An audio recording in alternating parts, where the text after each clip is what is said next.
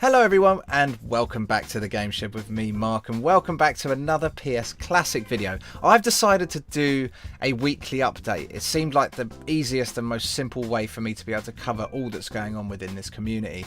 And it means that I can get all the news in and all the little things I've noticed and things I've found into one video, and then all my other videos can be tutorial videos on how to do things. So every week I'll release one of these and I'll try to fit in some funny things and what have you that I've seen within the subreddits and within Discord and all that kind of stuff. But updates is what we want. Updates is what people want out there. So I'm going to get stuck straight into this, and I'm going to cover a few things at the end about what's going on with me and what's going on with how I'm linked now with the Bleemsync guys, and how I'm going to get in the future the inside track. I will explain that to you guys at the end of the video. So let's get cracking and let's look at what's going on. The first thing that happened a few days ago was that there was an update on the Classic Mods subreddit. It was to say that there is lots coming, and let's just crack on and read it.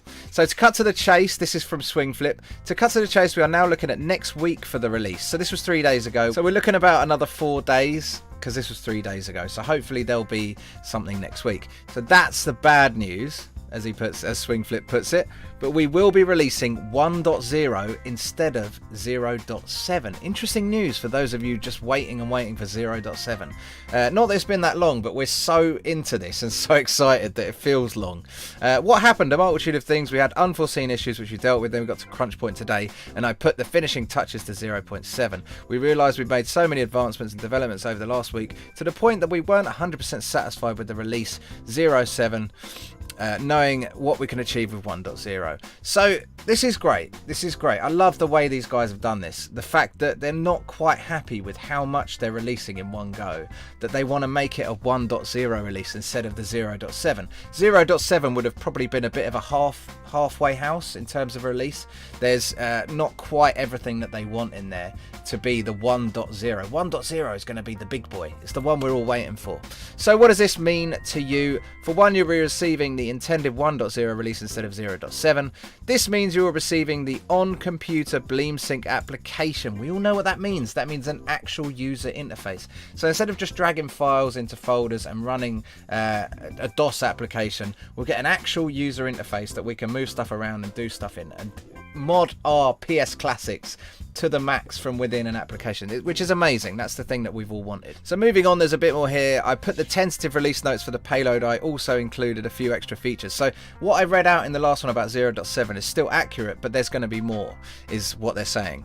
Customizable boot menu, ability to seek eMMC based games on top of USB games. This is a big one.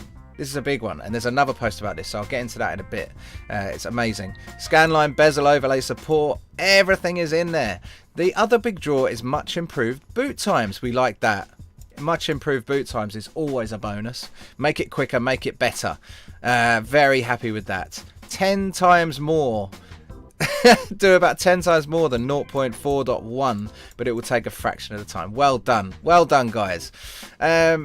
So that is the update that we got. So we can expect the 1.0 update within the next 4 or 5 days. That's what we've been told. So let's keep an eye out, and I will do a video as soon as that's available, I promise. Please note that OTG support would not be in 1.0 and is planned for the upcoming 1.1 release. Okay, so that OTG support, to explain a little bit, is the little adapter that I have here. Yes, this one, the angled little adapter that allows you to plug in your power there and plug in an actual USB there, so that you're not using a USB port on the front of the PS Classic. This is brilliant, and when this works, this is going to be fantastic. And I will be showing you a funny little story about these in just a second. So that is that on the update. Amazing, amazing work. Swingflip, thank you so much for dropping that update out. That was 3 days ago, right?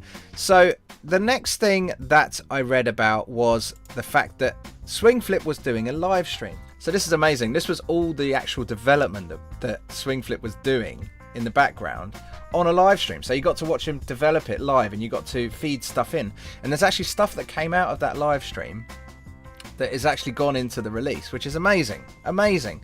So if you are not following Swingflips YouTube channel already, then I would go over and do that and switch the notifications on so you get notified when he goes live, because he will be doing more of these. I think that one went really well. I caught some of it while I was at work. Unfortunately, I couldn't watch it properly because I was at work. But from what I saw, it went really well. So I would definitely recommend going and following his YouTube channel. The next thing to cover is the fact that the PlayStation Classic competition is still open until January the 11th at noon. Now I'm going to try and release this video before that, but if I don't, then it may be a little bit too late. Hopefully you'll get in there and you'll get your entry in. So definitely worth checking that out. I will leave all these links in the description below so you can get to them very, very easily. The next post I wanted to show you was the preview at the PSC, PS Classic Retro Arch theme building. Preview of it. Look at this. This is Retro Arch looking amazing. Looks amazing. Look at this. How cool is that? So heavily inspired by the PlayStation 20th anniversary theme. Credit goes to Rubik's Cube 6 for the icons. So that's what it's going to look like within Retro Arch. So hold tight, there will be lots more of these themes, and there'll also be some awesome features around auto themes and stuff like that. The next one I wanted to show you is around the dynamic loading of eMMC games alongside USB games. This is fantastic. This is within Bleemsync. This is within the standard setup. You can actually have all the games that were on the original PS Classic show up in that menu, as well as all your ones you've got on your USB. So you can run either, and it will all be within the same carousel. This is fantastic news, and I'm really happy with that. Apart from the fact that the games on the original lineup were pretty crap, there's a bunch of them in there that I'm very, very happy to have in my carousel. Let's put it that way. So for some of you, you won't want that because of the fact that those games were poor and you want to have your own carousel. But for a lot of people, to have those games as well as the games that you're uploading to your USB is fantastic, because then you have more games and you won't have to take up more room on your USB. That's the way to think of it. The next post I wanted to show you was was this one about the OTG adapter. Now, Nox93 has made the mistake of ordering the wrong angled OTG adapter. These OTG adapters are great because they're very, very small and very easy to use. But I've got the same thing. I bought this for the SNES Classic, and if you look at this on the back of the SNES Classic, it works perfectly. Because of the angle that it goes at, you can plug any size USB stick and it overlaps this way. HDMI goes in there, no problemo. Now, as you can see in the photo in the back of the PS Classic, it's actually at a different angle. The USB goes in that way round, and if I plug that in and show you, you can see it's actually overlapping the HDMI. So please, please, please, if you're going to buy one of these in advance of the guys enabling OTG support, buy one that is this angle. I think it's the left angle. I can't remember. Let's have a look. No, right angle. Right angle.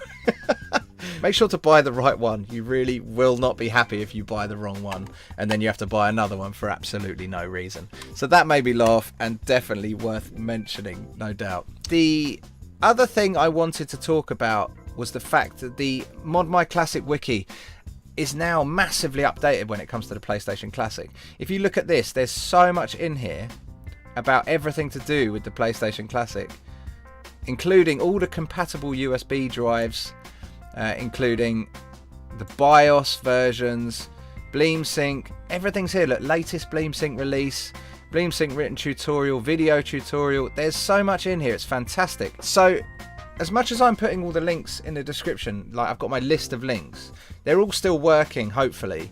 I think I did get a report in one of the comments that one of them might be dead now, so I'm going to go through them shortly and make sure. But within the wiki, you've got pretty much everything anyway. Pretty much.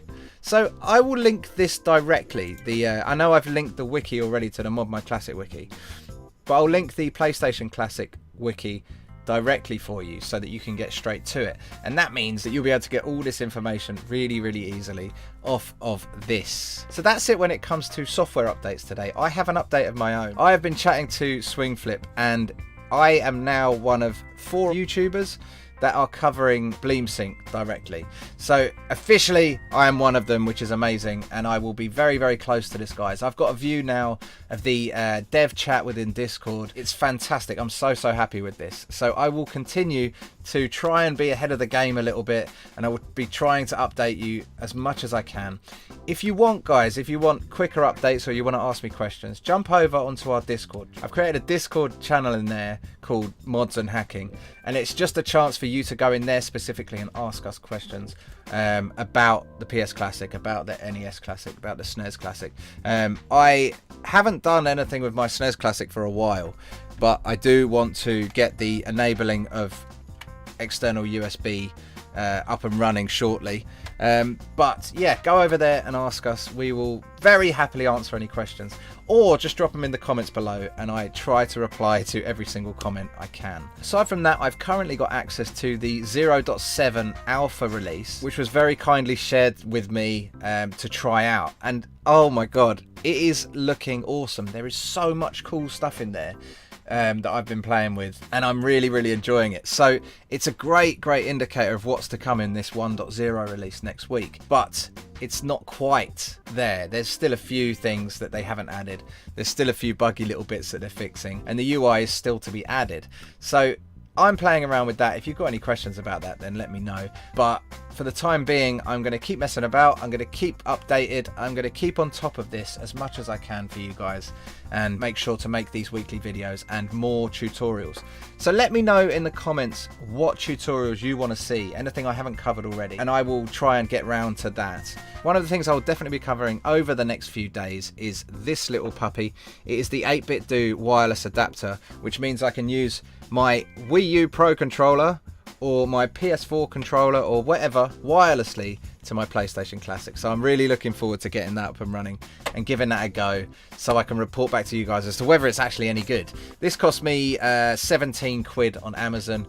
Bit of a rip-off, really, considering what it is, and it is just really the rebadged version of the Switch adapter that was sold previously. So 17 quid. I will do a video of this separately, and then I will link you to it so you can grab it for yourself. If it's any good, it might not be. Let's see when the video comes around. So that's all I've got for today's video. Thank you so much for coming and joining me, and thank you so much for continuing to watch these videos. Much appreciated. Feel free to follow us on social media. All the links are in the description below, Twitter and all that kind of stuff. And after the stream I've just done, I'm gonna go to bed because I'm bloody knackered. Thank you so much again, guys. I will see you next time.